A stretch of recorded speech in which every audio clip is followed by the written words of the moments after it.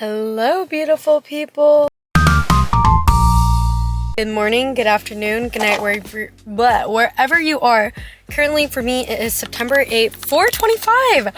I love that number. It's my birthday number, April 25th. Today's vlog is a sit in the car kind of chat vlog, and I'm fully prepared. I brought water with me and my Laneige lip glaze. What is this called?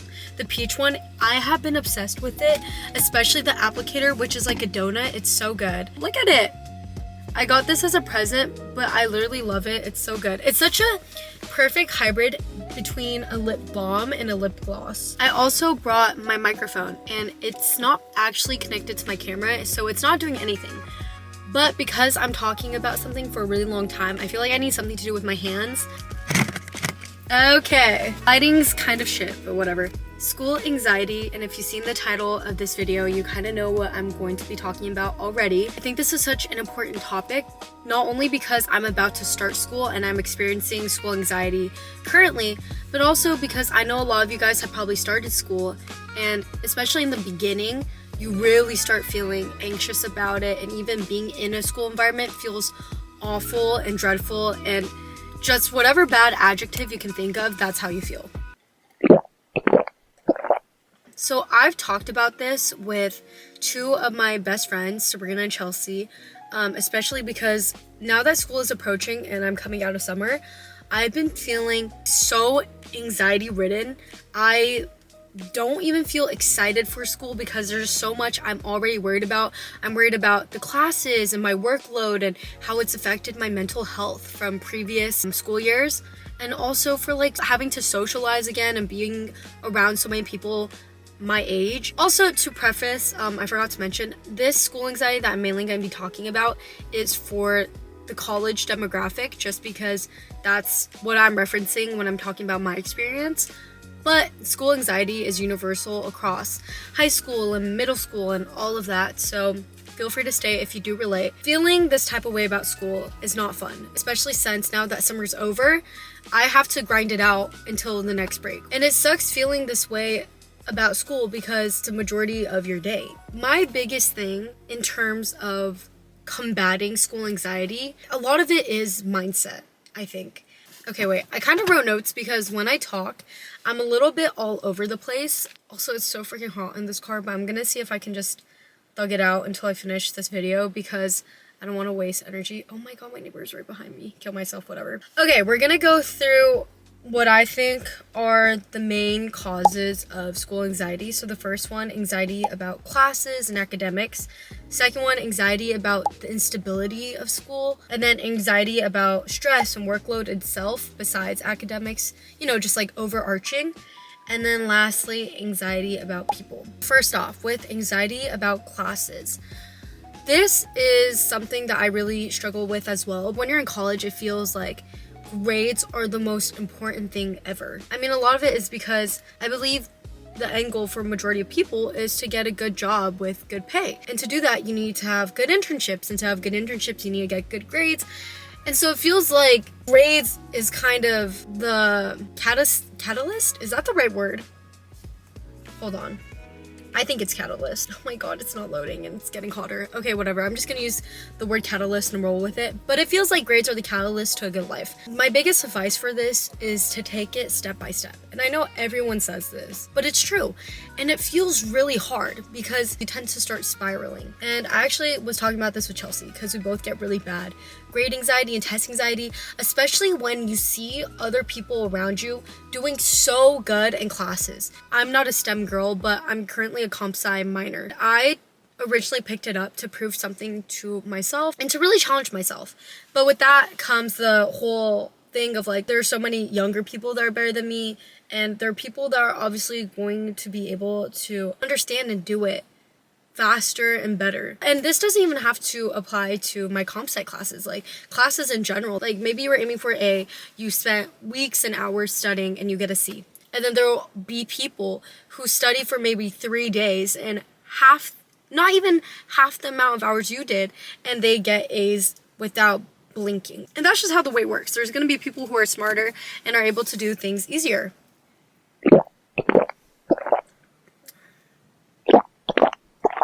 Sorry, I'm starting to drink more water because I'm freaking dying in here. I don't know if you can see like the perspiration forming on my face. It's like starting to feel like a little bit of a sauna. But if they haven't noticed me in my car yet, them being my neighbors, if they haven't noticed me in the car yet, they're going to as soon as I turn on my freaking engine. It's so freaking hot, holy cow. The first step that I think you need to do to cure your academic anxiety is comparison. Because what I've tended to notice is that comparison is a lot of the reasons why we feel stupid in the first place. Because how would we know we're stupid unless we have something that we consider to be the measurement for what we consider to be smart? A lot of the times that measuring stick or that golden standard that we're striving for is our peers. We're human, okay? I think it's in our nature to compare. So like, comparison is normal. It's not healthy, I don't think. Also, guys, I'm not like certified in anything. Take everything I say with a grain of salt. All I ask is that maybe it helps someone. This is just like my mindset and the way I perceive the world and how I choose to work against these feelings. But take everything I say with a grain of salt. Comparison, as humans, it's natural. I feel like that's what we're always gonna do. And I think the healthiest way to utilize that instead of cold turkeying it all together is by comparing yourself to yourself. You can look back at yourself from a year ago and be like, wow, I really improved. Or myself from last test did really bad. This time I want to do better. That's, in my opinion, a healthy form of comparison. Now, the most common form of comparison, and the reason why I think we feel a lot of anxiety, is because we compare ourselves to other people, our friends, our peers, our classmates, whatever. So instead of thinking like, wow, I'm freaking stupid because the person next to me got an A and I studied my ass off and I got a C or a D or an F or whatever. You don't know anything about the person you're comparing yourself to. You don't know them at all. I don't know how the kid next to me got an A. Maybe he like skipped all 3 meals, pulled 5 all-nighters, broke a leg, has his parents calling him every second of every day, telling him to do a good job. Or maybe he is a genius and, you know, has been in college since he was 6 years old and is studying quantum physics. I don't know. And you don't know either. You don't know anything about the lives of the people you're comparing yourself to, and you don't know their circumstances of how they got there. That's so unfair. You don't know what kind of help they have, what kind of things they've went through in life to build them to be the way that they are, that allows them to succeed in the way they're succeeding. So why is it fair for you to compare yourself to that? You can't. And so that's why you can't compare yourself to yourself. I mean, obviously, you're the only person who knows everything and every experience that you yourself have gone through. Whenever I start to compare myself to someone else that I literally do not know, why does it... Oh, I think that's... Oh, fuck. I see more of my neighbors. Guys, this isn't funny. I'm gonna, like, hold you guys here so they can't see my camera. I know I made a distinction between someone you're friends with versus a stranger. But now I argue that it doesn't matter if they're your friend or not a friend or a stranger, because you never truly ever know someone's whole life story. I've known Sophia her whole life since preschool. Does she know everything about my life? No. Do I know everything about her life? No. Even with my best friends from high school and college, even though we've shared countless stories about our childhoods and our past, and I fill them in, they don't know everything that I've gone to, every emotion that I felt, every hardship that I've endured. And so that's why you cannot compare yourself with anybody else, regardless if they're a friend or a stranger. And that's the most important thing you need to realize. And I know it's really hard to change your mindset, and it takes practice. So as soon as you catch yourself starting to compare yourself to anybody, like, oh my gosh, they're so much smarter than me, yada yada, they're so much whatever, just remind yourself that you don't know them. You don't know anything that they've gone through. And so that's not fair to yourself. That's when I pivot myself to compare myself to myself. Also, like, it's really easy to take a bad test and turn that into evidence against yourself. So let's say you get a C. Oh, this means I'm stupid. No. Instead of thinking like, oh, I'm so stupid, I try to think like, how can I improve my studying habits? How can I improve the way I'm preparing for a test? How can I improve my class time? Maybe I can go to office hours. Maybe I need to get a tutor. But it doesn't mean I'm stupid. It just means that something I'm doing right now isn't working for me, and that's okay. And that's like looking at a smaller picture. But if you slowly start to look at it big picture, you realize it really doesn't matter. For me, I think you can remedy this in levels.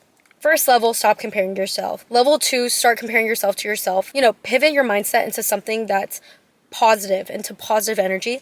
And then level 3, and the final phase, I believe, is not caring. And not in the sense of like, oh, nothing matters in life, I'm just gonna skim on by, like it doesn't matter. No, I'm saying realizing that a bad test doesn't determine anything. I think about this with my previous school experiences. Thinking about my time in high school and all the times I've had a really bad test grade and I've cried about it and I've stressed about it. Look at me now. I'm in college. I'm in a great college that I never thought I would be in. I'm a computer science minor. The fuck? I never would have expected that. I have so many experiences right now under my belt. I'm a president for a club that I never thought I would be president of. That is truly, at its core, what this is all about. You can't plan how your life will pan out. I never thought I would get here. I took a billion different routes to get to where I am, none of which I planned for. You don't know what's going to happen in your life. You can't plan for it. And so just doing the best you can in that moment is all that matters. And I'm sure that in 5 years from now, 3 years from now, even 2 years from now when I graduate, I will be fine. Regardless of if I have a good internship or not, I will be fine because I'm doing my best and that's all that matters. And yeah, sometimes you're like, it doesn't feel like the results equate the effort. What's meant for you will come find you. And I do really believe that. I think back to high school and I'm so grateful for all the experiences I've had. But I never think about my tests. That's not what defined my high school experience. And that's not what's going to define my college experience either. I'm not going to look back when I'm in my 30s and be like, oh, I remember that one test that really fucked me over. No, I'm going to remember all the times I had so much fun with my friends and I went out and I went to the beach and all that good stuff. And so robbing yourself of those moments for stresses that aren't necessary is just doing yourself a disservice. So I know that was like a lot of info and that was not very well articulated or organized, but I hope you understand like that the biggest thing I'm just trying to drive toward is that it doesn't matter. So don't let that anxiety dictate your days and your years and your majority of your life with school. Anxiety about instability. I think, again, this goes back to how there's a million different paths and we don't know what's going to happen. So really learning to embrace that uncertainty and kind of see in a positive light. It is uncomfortable. Trust me, I know. I would love it if I kind of had a sense of like, oh, what job will I have post-grad? Where will I be? That would be nice to know, but I don't know. But then that means that there's a million opportunities for me to be. Maybe I'll be in Alaska 2 years. Maybe I'll be in fucking Hawaii surfing on a pig. Who knows? There's so many life opportunities and so many life paths that I may end up. And I think that's how you stay in the present the best, is realizing that we don't know the future and there's no point in trying to pretend that we will and we do. So really just focusing on what am I passionate about now? What career path do I want right in this moment and working toward that? And then 3 years later, I might realize that that's not what I want to do and that's fine and I'll pivot then. So really living in the present, I think, is the answer for that. And then anxiety about the stress and workload of school. This is my biggest downfall because I am so bad at taking care of myself once school starts. I'm so bad at listening to my body. I negate sleep. I don't do it. I don't eat. And I really overbook myself. If you ask any of my close friends, it's a really bad habit of mine. Things that I've learned: learn what you want to prioritize. And going into the school year, I've already kind of decided in my head what my boundaries are and what I'm really gonna choose to spend my time on. And then learning to trust yourself. Think about all the times that you've gone through something hard and you're still here. I think about freshman year and sophomore year, all the times there were so many hard moments for me, and here I am entering my third year thinking about all those worries again. But hey, I made it through those years. I can do it again.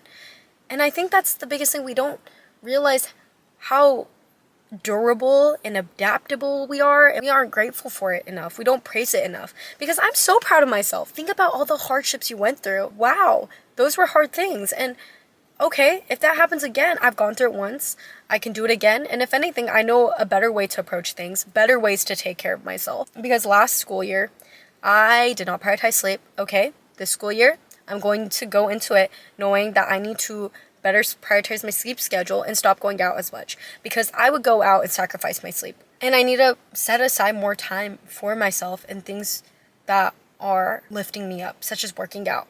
I just stopped doing it.